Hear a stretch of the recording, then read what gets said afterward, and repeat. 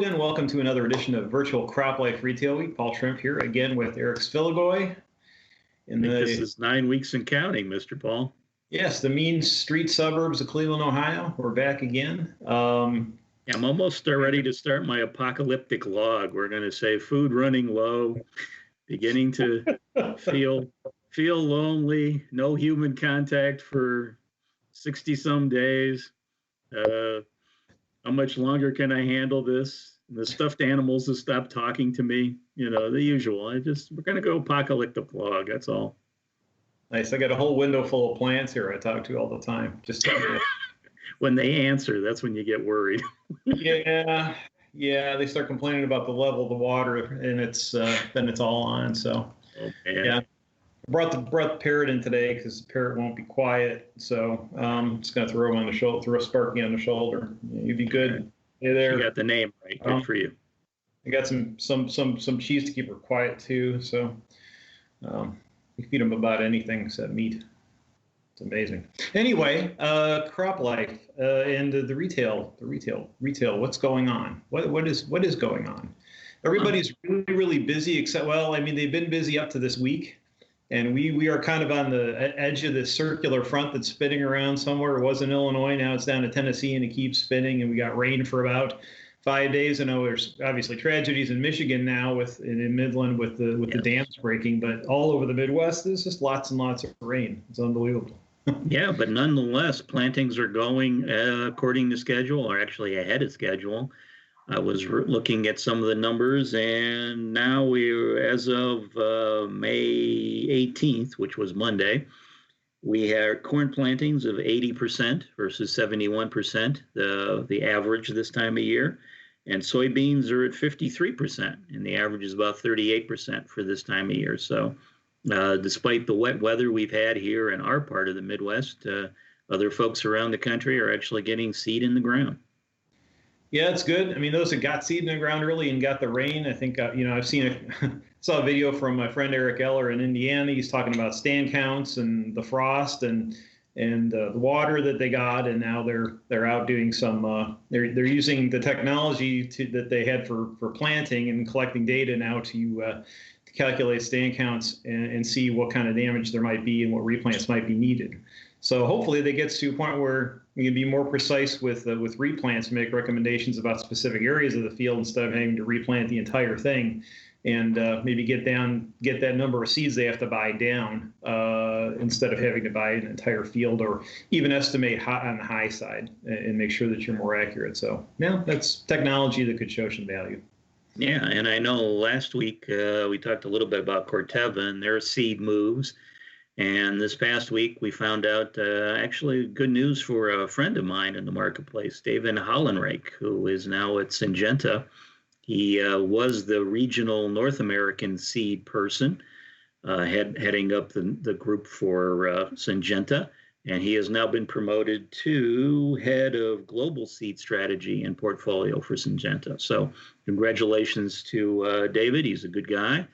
And as you noted last week in the video, we're going to see a little more activity in the seed market. I know Syngenta's been making more of a play in seed the last few years, and guess that's going to continue here in 2020. Yep, I think establishing consistent distribution channels and consistent approaches to market is going to be important. I mean, when you saw that with Corteva going to the retail market with their Brevant seed line is indicative of the need to do that, the need to be clear on how seed's channeling through and who's going to support you. And that's, I think that's good progress. Yeah. And I know we were talking a little before we got on camera about there's been announced an aid package for the grower community, I guess, in the last day or so. I think, $19 billion, somewhere in that range? Yeah, you had an update on that, right? Yeah, and not necessarily an update, but I think there is a little frustration, I think, among some farmers in terms of the government intervention being so constant. Now we've had 2 years between the tariffs and COVID and everything that's been going on with with weather. that when is this government intervention going to end? And at some point we have to let the free market kind of decide who survives and who doesn't, and not necessarily be relying on keeping all the boats afloat with some with government money. I know it's hard, and we're in the midst of a presidential election, so the chances that things just get allowed to fall out are very small, and especially in a year like this. But it is. You start to wonder at some point: are they gonna start reeling that in, or is that something they can go on perpetually doing? At some point you want to reward those that the forward contract that do all the planning properly and so forth, and had done contingencies for these kind of emergencies versus, oops, we have a problem, now we're just going to give everybody money. That's not a particular message about any one person or type of farm or anything like that, but you wonder at some point if that's gonna that spigot has to be turned off. I don't know. Yeah, well, part of the reason for that, Paul, that we may be seeing some of this push for aid still in the marketplace for farmers is, I know I was reading a story about farm bankruptcies here in 2020, and they're basically saying that through May 1st, bankruptcies for farms are up about 23% year over year versus 2019. And some of the numbers there, 13% of those were taking place in the Midwestern states and 19% in the Southeast and Mid-South. So, I guess for some farmers, 23%, it's still pretty rough out there. So, in any event, what else? We're busy working on our own PACE executive forum as well. We're really getting close to announcing some specific content on that from a speaker standpoint. So look for that in the next probably week or so.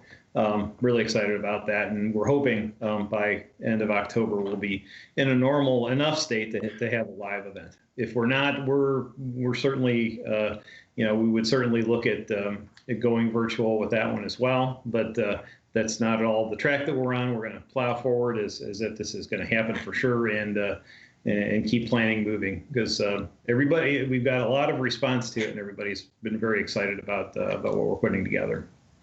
Yeah, well, that's about all I have this week, Paul. So yeah, so yeah, to the retailers, keep on keeping on. Keep in touch with us, and we look forward to catching up with you sometime down the road here. And thanks for joining us for this edition of CropLife Retail Weekend. We will see you next week. If you have questions or comments about today's episode of Retail Week, contact us by email or Twitter, or type your message in the comment section below. Your feedback is important to us. We'll try our best to address your thoughts in next week's episode. And be sure to subscribe to our YouTube channel.